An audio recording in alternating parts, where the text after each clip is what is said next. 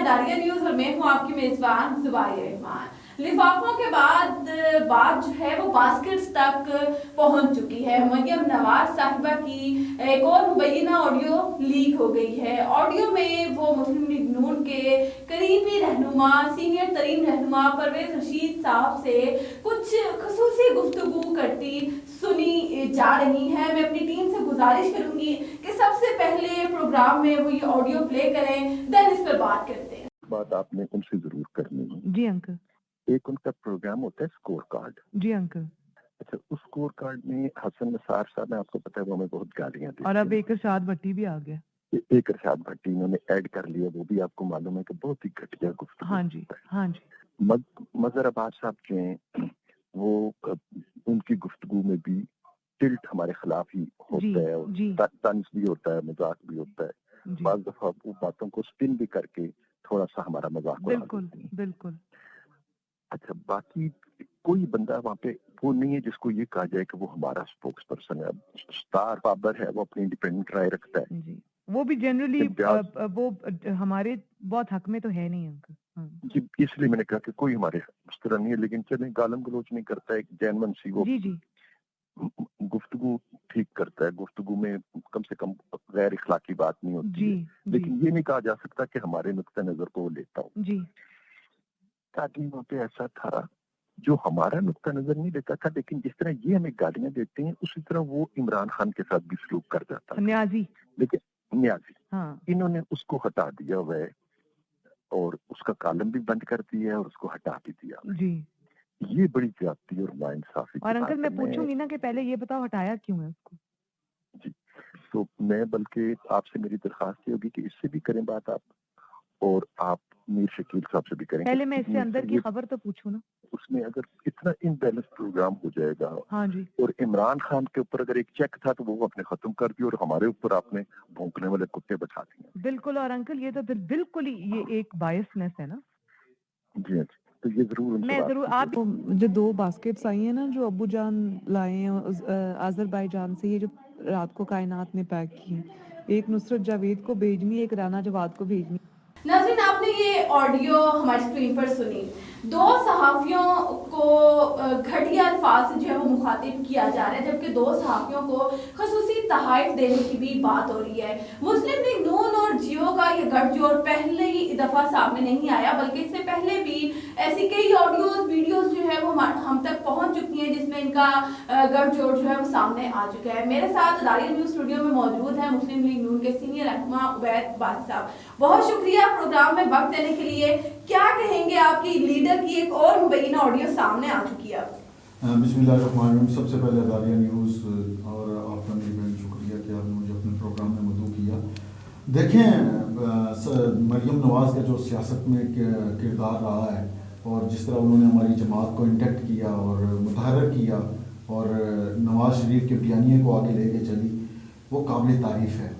और लेकिन आप लग रहे हैं कि वो नवाज शरीफ के बयानिए को डिबोल तरफ आ रहा हूँ, मैं उसी तरफ आ रहा हूँ। और आज अगर हमारी जमात सरवाइव करने में कामयाब हो चुकी है ना, और इमरान खान की हुकूमत की जाने की बातें हो रही हैं, तो वो सिर्फ जहाँ पे हमारी पूरी जमात की लीडरशिप का कंट्रीब्यूशन है, उसमें सबसे बड़ा कंट्रीब्यूशन मियां नवाज शरीफ के बाद मरियम नवाज का है। दूसरी बात, ऑडियो वीडियो गेम का ज़माना है, एक ऑडियो आती है, फिर दूसरी आती है, फिर तीसरी आती है। तो बात यह है कि मैंने अभी आपके प्रोग्राम में आने से पहले ये आपने ऑडियो के जिसे मुबैना ऑडियो का नाम आपने दिया, अभी इसकी मुझे हकीकत के बारे में कुछ इल्म तो नहीं है, लेकिन मैं ये बात यहाँ पे ज़रूरी कहता चलूँ, इस ऑडियो में जिन सहाफ़ियों का जिक्र किया गया है, क्या वो सहाफ़ी इस मुल्क की तबाही और बर्बादी के इमरान खान के साथ जिम्मेदार नहीं है? क्या उन सहाफ़ियों ने दिन रात गंदी ज़ुबान मुस्लिम लीग नून के खिलाफ इस्तेमाल नहीं की? मेरी इस बात का जवाब दें। क्या वो सहाफ़ी 126 दिन धरने में 22 उनका किरदार नहीं ना? जहाँ वो सहाफ़ी मौजूद है इस मुल्क में जो पाकिस्तान में जिन्होंने हमेशा लेवल प्लेइंग आप इस बात को कैसे डिफाइन कर सकते हैं कि जो सहाफ़ी इनको एक्सपोज कर रहे हैं दिन रात, इनकी जो छुपी हुई चीजें या कह दिया जाए कि तल्ख हकाइक है इस पार्टी के, वो सामने ला रहे हैं, आप उसको गालत गलौज कर रहे हैं। इस पाकिस्तान नहीं, मेरी बहन तहम्मुल से मेरी बात को सुने। اس پاکستان میں ایسے سیاستدان پیدا کیے گئے جو ڈمی سیاستدان تھے عمران خان کی صورت میں. اسی پاکستان میں ایسے صحافی لائے گئے منظر عام پہ ہے جن کا کوئی دور تک ذکر نہیں تھا, جن کا صحافت سے تعلق نہیں تھا. ان کو گالم کلوچ بریگیڈ کے طور پہ لایا گیا اور نواز شریف اور اس کی فیملی کی کردار کشی کی گئی. تو کیا مریم نواز خاموش رہتی اس پہ؟ میں دوسری بات تحائف کی آپ نے بات کی. مجھے صرف میں بالکل کھلی بات کرتا ہوں, اور مجھے بتائیں آج کوئی ایسا پروگرام پاکستان میں مجھے بتا دیں جو تحائف کے بغیر چلتا ہو. کوئی ایک ایسا پروگرام مجھے بتا دیں. جی آپ ابھی گراس روٹ سے ابھی آگے آگے چل رہی ہیں, آگے آگے بڑھ رہی ہیں, اللہ کرے ایسے ہی چلتی رہے. کچھ ایسے پروگرام ہیں ضرور, لیکن میں یہ اس بات سے قطع نظر, ایک ذاتی تعلقات سے قطع نظر اور اس آڈیو اور ویڈیو کی سیاست سے قطع نظر میں یہ بات یہ کر رہا ہوں کہ اس ملک میں تحائف اور یہ جو سلسلہ ہے یہ نیچے سے شروع ہوتا ہے اور اوپر تک جاتا ہے اور گراس روٹ کو کل کرتا ہے. یہ مریم نواز صاحبہ کی کوئی پہلی آڈیو نہیں ہے اگر ہم ماضی میں بھی جھانکیں, لیکن جب تک نواز شریف صاحب ملک میں رہے ہیں مجھے نہیں ایسا کچھ خاص یاد پڑتا کہ اس طرح کی کوئی آڈیوز یا ویڈیوز جو ہے وہ مسلم لیگ نون کی.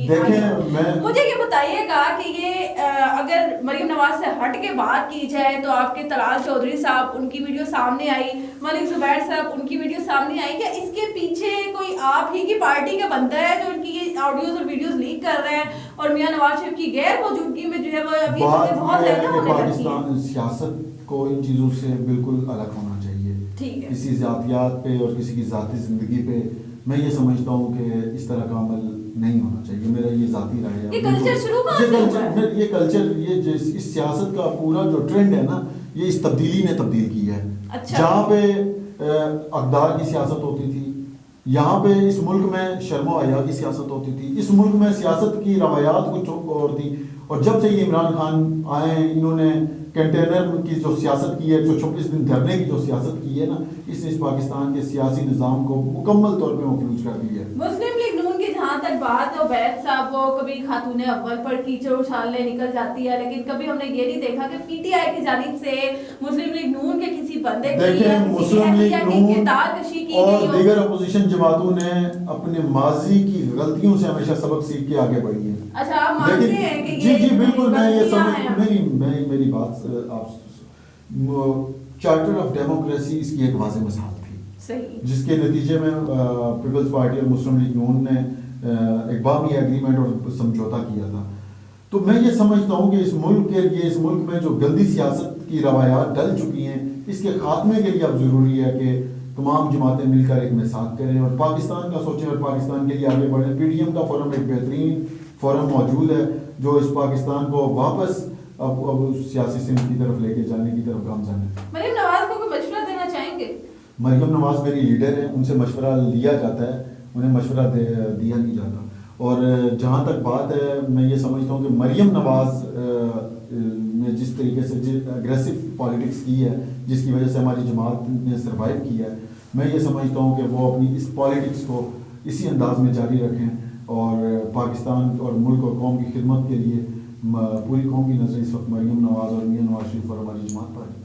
میاں نواز شریف کے جب لندن میں دن تھوڑے رہ گئے ہیں, تھوڑے رہنے شروع ہو جاتے ہیں, تو وہ پاکستان میں ان کی پارٹی نعرے لگانا شروع کر دیتی ہے کہ شیر آ رہا ہے, جبکہ حقیقت یہ ہے کہ اب جو ہے وہ ان کا مشکل وقت شروع ہونے والا ہے کہ اگر پاکستان آئیں گے تو جیل ان کے منتظر ہے, اور لندن میں اب ان کا کوئی ایسا ٹھکانہ رہا نہیں ہے کہ جس پر وہ لندن میں ہی ابھی مزید قیام کر سکے.